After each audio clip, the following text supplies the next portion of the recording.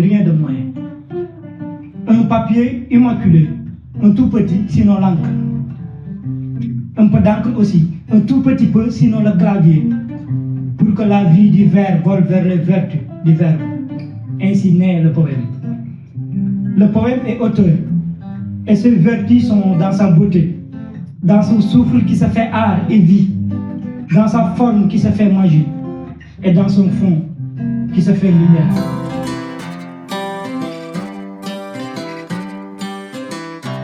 D'abord, merci beaucoup de m'avoir donné l'occasion de faire cette interview avec Setanel Media.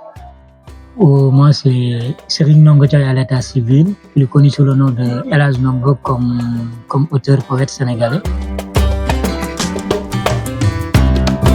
Mon parcours, moi, j'ai eu mon bac en 2012 en série littérature. Après, j'ai fait une licence en lettres modernes avec Abdou Beyla, qui est aujourd'hui présent aussi. Après la licence, j'ai fait un master en sciences du langage que j'ai soutenu en 2018. Et c'est après que je suis venu en France, à Paris, pour faire un autre master en expertise en sémiologie de communication. Actuellement, je suis doctorant à l'université de Limoges et je travaille un peu sur les questions liées à la restitution du patrimoine culturel africain. C'est modestement mon parcours universitaire. Et par rapport au parcours de poésie, j'ai déjà 2 publications, Douce Cacophonie et Cantique crépusculaire.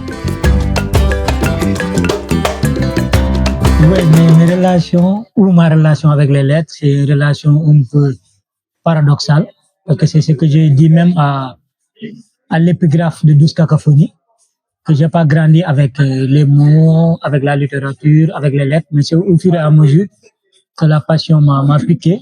Et un peu, je dis que c'est un parcours de vie qui est né à travers la mort, avec la perte des amis chers de mon père, que j'ai commencé à griffonner quelques lettres jusqu'à ce que ça soit aujourd'hui 2 recueils de poèmes. Donc c'est un parcours, une relation d'affinité, une relation aussi de passion et de patience, surtout avec le temps. Oui, actuellement, on est un peu entre guillemets, dans le gouffre de la littérature, parce que on est un peu entré dans le nu de cette passion des lettres. Donc, c'est quelque chose qu'on n'assumait pas au début, parce qu'on n'avait pas, on ne nous sentait pas trop dans la peau de poète. Mais au fur et à mesure, avec des publications et avec quelques récompenses comme le prix, on est obligé de réclamer ce statut de poète, avec toute modestie. Le premier, c'est Douce Cacophonie, qui est publié en 2019 aux éditions de Lys Bleu, quand je venais juste d'arriver en France. Et le deuxième, c'est Cantique crépusculaire, qui est publié en novembre 2021. Et le premier, ça traite un peu de la double postulation en littérature, et qui est un peu l'homme qui est un peu tiraillé entre le mal et le bien, entre Dieu et Satan.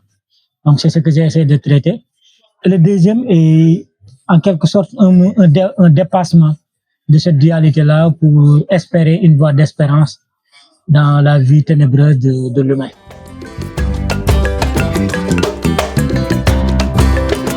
Ouais, le présent, je crois qu'il y a une émergence de poètes sénégalais. Il y a beaucoup de livres qui ont été publiés. Il y a énormément de poètes ou des gens qui se réclament poètes. Mais je crois que ce qu'il faut faire, c'est juste faire l'état même de la poésie. Parce que ce qui manque le plus au Sénégal, c'est les critiques littéraires pour montrer l'état de la poésie. Parce qu'en fait, il y en a des livres qui sont publiés par des centaines.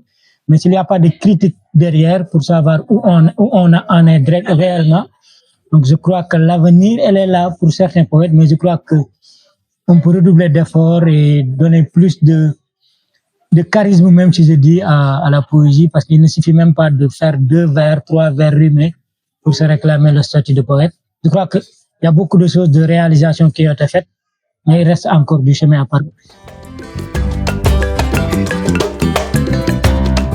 Mon deuxième recueil, Cantique crépusculaire, est primé pour la première édition au concours national du livre au Sénégal. Je crois que c'est une impression de fierté.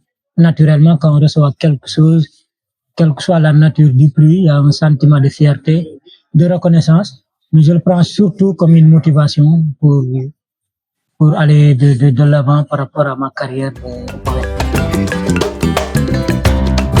Oui, mes activités, en fait, depuis un moment, j'ai un peu stoppé les activités pour me concentrer sur ma thèse. Mais il y en a des activités qui se font surtout avec l'association Apostrophe de Montpellier. Pratiquement, c'est ma seule préoccupation dans les salons, mais personnellement, j'ai pas trop d'activités en poésie. Et poésie. Et naturellement, parce qu'en fait, je crois que la poésie, c'est un genre un peu transversal. C'est-à-dire même dans le salam, même si c'est pas de la poésie pure, je dirais pas que c'est pas de la poésie, mais il y a de la poésie. Énormément de poésie dans le salam, comme on peut trouver aussi de la poésie dans le roman, dans le théâtre. Je crois que la poésie, c'est un genre transversal qu'on a besoin dans tout autre genre, et même dans la vie tout court. Déclamer un texte, c'est quelque chose un peu passionnant, parce que ça te permet en tant qu'auteur de découvrir même ton texte au même moment que le public. Donc c'est un moment de conversation avec le public. Donc c'est un moment de vie du texte. Merci à vous aussi. Poète. Malheur au poète qui n'écrit qu'avec la plume. Leur souffle meurt avant que l'encre ne souille la pudeur du papier. Que leurs mains froides sifflent sur le clavier au bruit âpre. Bruit inerte, tic, tac, sans musique. Sans souffle, le poème est l'Ithopéidon morné, portant sur son premier vers pestilence d'une plume cadavreuse. Mon se pousse sans âme. Mon se cogne à la tête dans des pieds d'Alexandre Boite. Parlez-vous vraiment poésie, quand la rime asphyxie le souffle et que le vers claudiquant foule aux pieds la marche du rythme? Parlez-vous vraiment poésie, quand la capsule de la plume puise toujours dans le puits des faits divers et s'y épuise? Vraiment, cher poète, parlez-vous poésie quand la chute du poème tutoie toujours l'agonie?